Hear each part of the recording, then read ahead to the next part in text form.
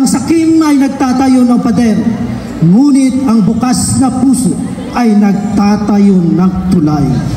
Ngayong gabi, tayo'y maglakbay sa isang kwento ng pagbabago at paglago. Kwento ng isang katutubong dunlangang manubo na si Toto. Ipinamana sa kanya ng kanyang lolo ang isang malawak na lupain at umaapaw na biyaya ng kape. Ngunit sa kabila ng kanyang yamang natatamasa, ang kanyang puso ay nilamon ng kasakiman at ang kanyang isipan ay binalot ng kadiliman. Sa kanyang pagnanasa sa kapangyarihan, pinaalis niya ang kanyang mga katribo mula sa lupang kanyang minana. Ngunit isang araw, nakatagpo siya ng isang tao na nagmulat sa kanyang isipan at nagbukas ng bituan ng kanyang puso.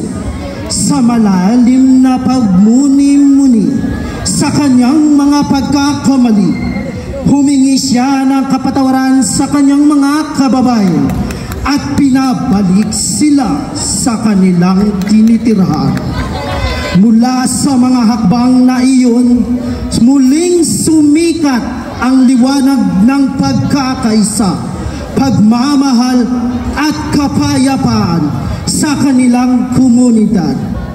Upang ilarawan ng kwento ng pagninilay at pagbabalik loob na ito, ipagdiwang natin sa pamamagitan ng masining na galaw at tugtog ng kultura.